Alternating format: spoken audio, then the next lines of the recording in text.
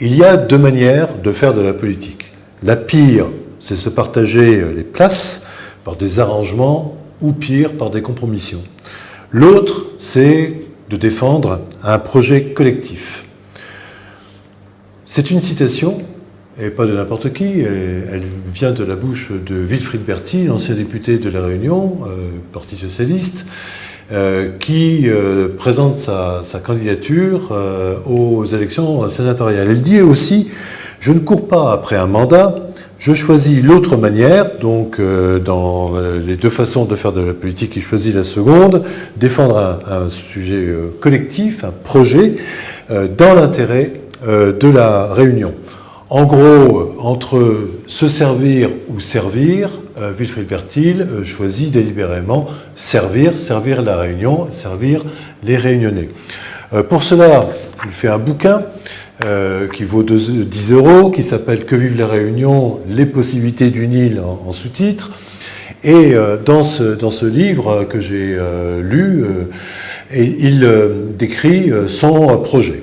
Il le présente à la fois sous le sceau des assises de l'outre-mer, des outre-mer, qui a été une promesse de campagne de Macron, mais également sous le sceau électoral de la politique pure et dure, c'est-à-dire des sénatoriales, puisqu'il présente une candidature dont il espère qu'elle fédère la gauche et peut-être aussi la gauche et le centre. La démarche, qui est assez originale, mérite d'être soulignée.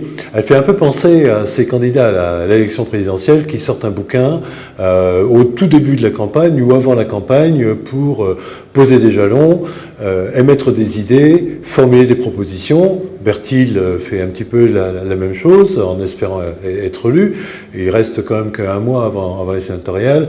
Et à la vérité, il ne doit pas se faire beaucoup d'illusions. Sa candidature est peu soutenue. Mais au-delà de la cuisine politique, eh bien, il faut s'attarder sur ce livre pour ce qu'il contient, pour son contenu. Et à ce propos, Berthier ne se contente pas de faire un panorama, une analyse de l'existant, du passé et de l'avenir proche. Il ne se contente pas de dire que toutes les recettes ont mal fonctionné, que la plupart ont été des ratages. Il formule des idées, des propositions de développement. Alors, je ne vais pas aller loin dans le détail des pages de ce livre, qui en fait d'ailleurs à peu près 80, mais le détail sera plutôt dans l'édito du quotidien à paraître demain mardi. Et il faut savoir, je voudrais relever quand même une chose, qu'il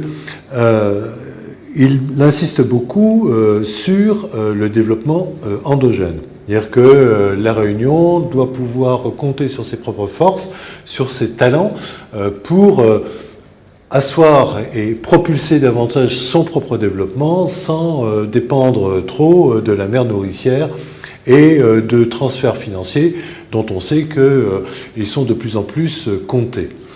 Alors, développement endogène, ça me fait penser à une proposition qui avait été faite par un autre politique, et pas des moindres, puisqu'il s'agissait de Nicolas Sarkozy, et à l'époque, reprenant à peu près la même thématique, n'en déplaise à Wilfried Berthier qui est de gauche, Nicolas Sarkozy s'était pris une volée de bois vert par la gauche réunionnaise, qui criait au largage de la métropole, de la Réunion par la métropole plutôt, et ne voulait surtout pas que ce développement endogène puisse voir le jour un seul instant, vu la menace que certains ou beaucoup à gauche voyaient dans un programme qui consistait à donner plus d'identité et plus de responsabilité à la Réunion et aux Réunionnais,